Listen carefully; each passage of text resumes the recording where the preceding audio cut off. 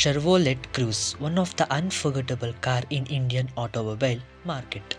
Diesel rocket ಎಂದೇ ಹೆಸರುವಾಸಿಯಾಗಿದ್ದ cruise ಯಾಕೆ suddenly discontinue ಆಯಿತು ಮತ್ತು ಯಾಕೆ ಚೆರ್ವೊಲೆಟ್ ಭಾರತವನ್ನು ಬಿಟ್ಟು ಹೋಗೋ ಪರಿಸ್ಥಿತಿ ಬಂತು ಎಂಬ ವಿಚಾರಗಳನ್ನ ಈ ವಿಡಿಯೋದಲ್ಲಿ ತಿಳ್ಕೊತೀವಿ.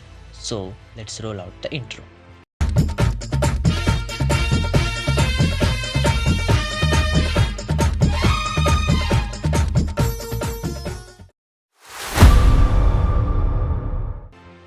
ಎರಡು ಸಾವಿರದ ಮೂರರಲ್ಲಿ ಚೆವಿ ತಮ್ಮ ಆಪ್ಟ್ರಾ ಸೆಡಾನ್ ಮತ್ತು Forester crossover SUV which is rebadged Subaru SUV ಮುಖಾಂತರ ಇಂಡಿಯನ್ ಪ್ಯಾಸೆಂಜರ್ ವೆಹಿಕಲ್ ಮಾರ್ಕೆಟ್ನ ಚೆವಿ ಪ್ರವೇಶಿಸುತ್ತಾರೆ.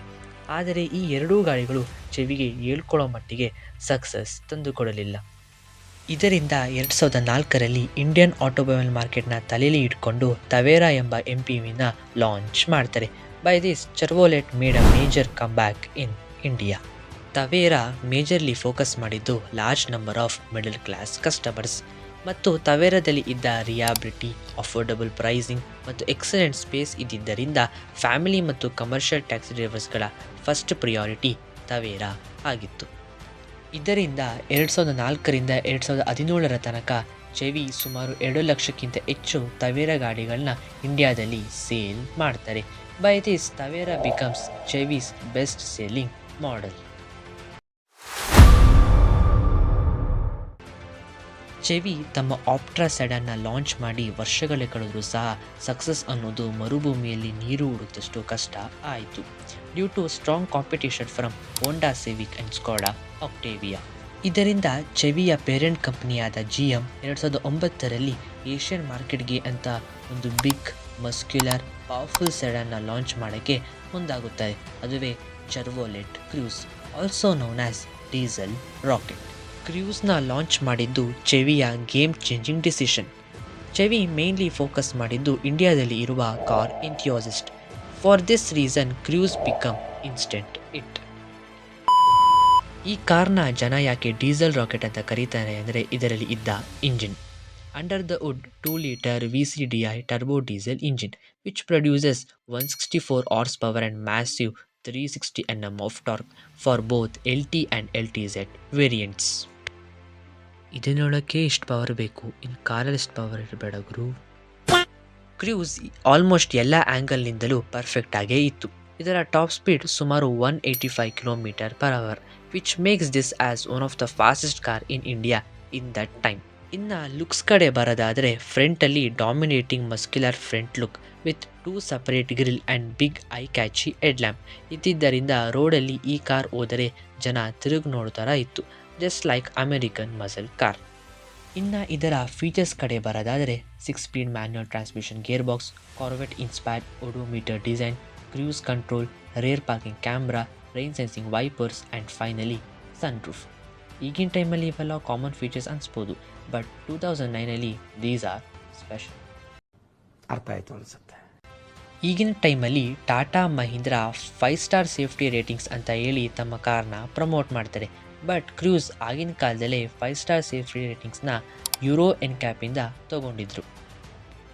ಇನ್ನು ಕ್ರೂಸ್ನ ಪ್ರೈಸ್ ಕಡೆ ಬರೋದಾದರೆ ಇನಿಷಿಯಲ್ ಪ್ರೈಸ್ ಸುಮಾರು 12.98 lakhs ಇಂದ ಶುರುವಾಗ್ತಾ ಇತ್ತು, which is a good start for a American car.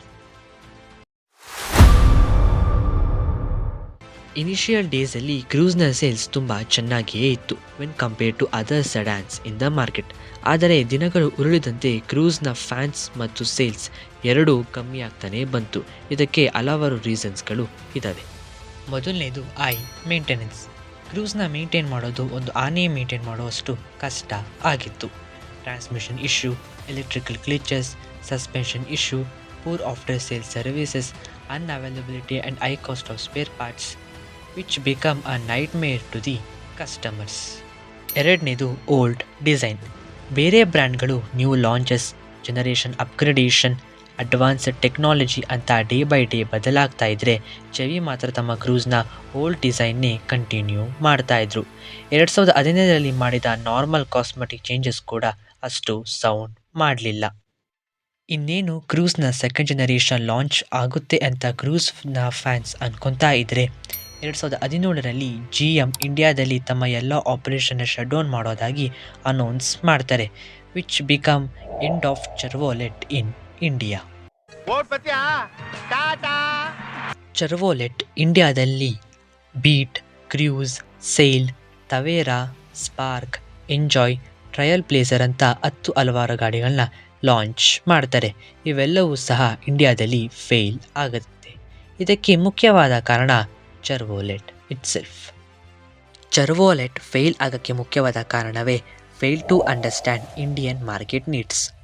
Hyundai, Maruti Suzuki ಮತ್ತು ಹಲವಾರು ಕಂಪನಿಗಳು ಇಂಡಿಯನ್ ಕನ್ಸ್ಯೂಮರ್ಸ್ಗಳ ಪ್ರಿಫರೆನ್ಸಸ್ ಆ್ಯಂಡ್ ಪ್ರಿಯಾರಿಟೀಸ್ ಮೇಲೆ ಕಾರ್ಸ್ನ ಆಫರ್ ಮಾಡ್ತಾರೆ.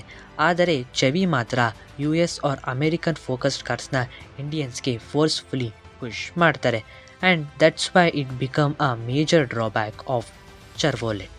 ಇದರೊಂದಿಗೆ heavy competition, poor after sale services, high production cost, low sales ವಾಲ್ಯೂಮ್ಸ್ಗಳಿಂದ ಚೆರ್ವೊಲೆಟ್ ಭಾರತವನ್ನು ಬಿಟ್ಟು ಹೋಗೋ ಪರಿಸ್ಥಿತಿ ಬಂತು ಅಂತ ಹೇಳಬಹುದು.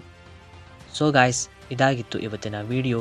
ಚೆರ್ವೊಲೆಟ್ ಮತ್ತು ಚೆರ್ವೊಲೆಟ್ ಕ್ರೂಸ್ ಬಗ್ಗೆ ನಿಮ್ಮ ಅನಿಸಿಕೆಯನ್ನು ಕಮೆಂಟ್ ಬಾಕ್ಸಲ್ಲಿ ತಿಳಿಸಿ. ಮತ್ತೆ ಸಿಗೋಣ. Signing off.